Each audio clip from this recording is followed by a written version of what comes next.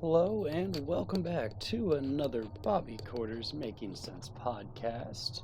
As always, I am Bobby Quarters, and in today's podcast, we are going to be talking a little bit more about D.B. Cooper and his incredible escape slash hijack slash robbery.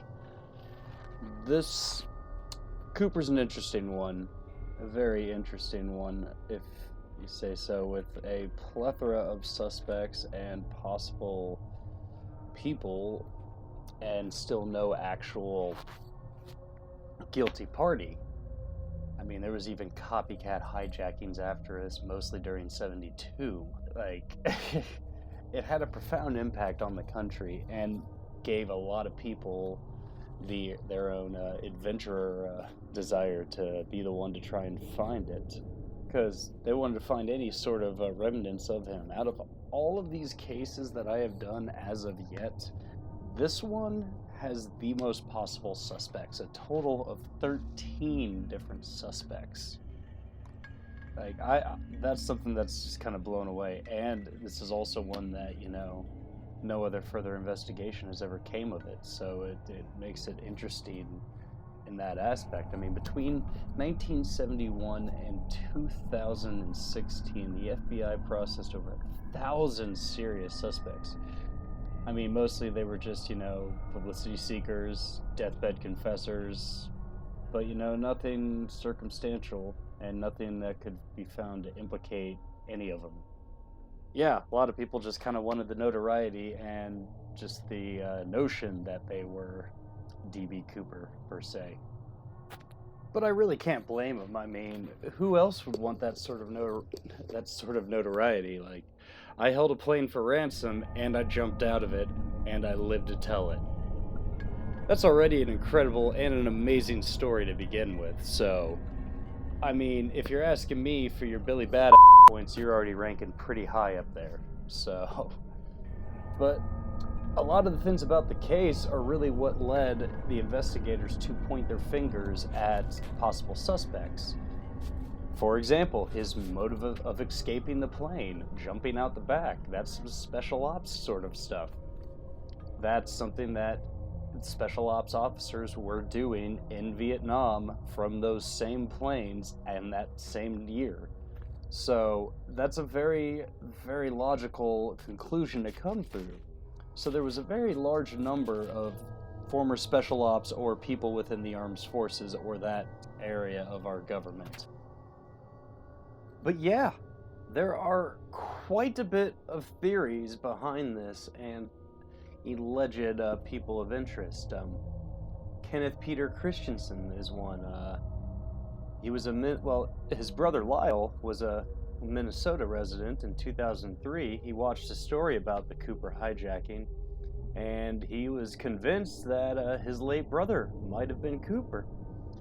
Tried to get a hold of the FBI several times, but his basis for this was his brother was trained. He enlisted in the Army in 1944 and trained as a paratrooper.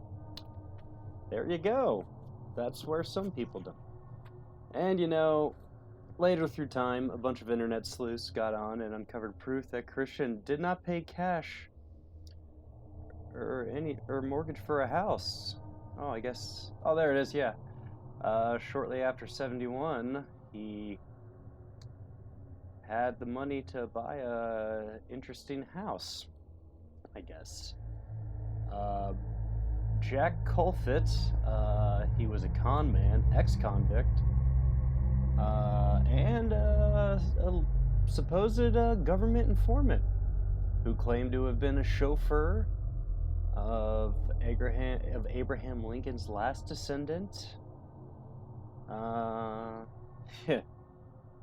Yeah, this guy just kind of seemed like another crazy person wanting to try and take some claim for it. Lynn Doyle Cooper, L.D. Cooper, was a leather worker and a Korean War vet. He was proposed as a suspect in 2011 by his niece. She recalled her and other uncles acting very mischievous and using expensive walkie-talkies at their grandmother's house in Salem, or in Sisters, Oregon. Beautiful town, by the way. It's a little southeast of Portland. But again, nothing to link them to it. No hard evidence, as they say. Barbara Dayton was a recreational pilot. Another former serviceman from World War II. Dayton worked with explosives in the construction industry, and aspired to be a professional airline climber, career, but they could not obtain a commercial pilot license.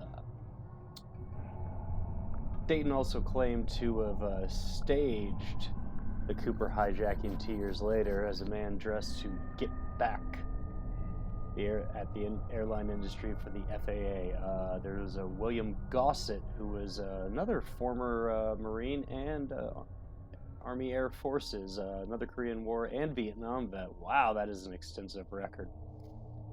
Yeah, it looks like the majority of these alleged suspects did lean on the former armed forces due to the daring James Bond-like escape. Let's read another one. Robert Richard Lipsey. Lipsey was born in 1937. At the time, I guess he's a 33-year-old grocery store manager and married a father of 4 from Michigan. He disappeared in October '69. His vehicle was found a few days later. A man matching his description was reportedly seen boarding a flight to Mexico, though Lipsey had left voluntarily and closed their investigation. Yeah, I guess they found some more stuff that might have thought that Lipsey might have been Cooper, but again, nothing. There was another one, John List. He looks like he was another war vet. Ted Mayfield, a Special Forces veteran, and a pilot and a competitive skydiver and a skydiving instructor. And he served time in 1994 for negligent homicide after 2 of his students died when their parachutes failed to open. Yeah. Bad break for that guy. Richard Floyd McCoy Jr. All right, this name I have seen pop up in the most when I've done my research. He kind of looks like him, but not really. Another Army vet. Did 2 tours in Vietnam. That's crazy. Another one was Robert Rackshaw. Walter R. Recca. William J. Smith, Dwayne L. Weber. Now, like I said, there were plenty of copycats not killings. I'm not talking about killings, not just yet, just hijackings. There was plenty of copycat hijackings that did take place, but mostly again through 1974. But what I really think in this case, I legitimately think that he did it. Whoever D.B. Cooper really was, he did it, and he pulled it off. I can't tell you where he's living, but based off of where he landed or where the jump was, I would say that he just said Mexico to send the feds on a wild goose chase. You know, he's probably living comfortably somewhere in the great white north of Canada. Well, that is all the time that I have for this podcast. Thank you so much. Please follow the Facebook page, and come back for some more Making Sense podcast.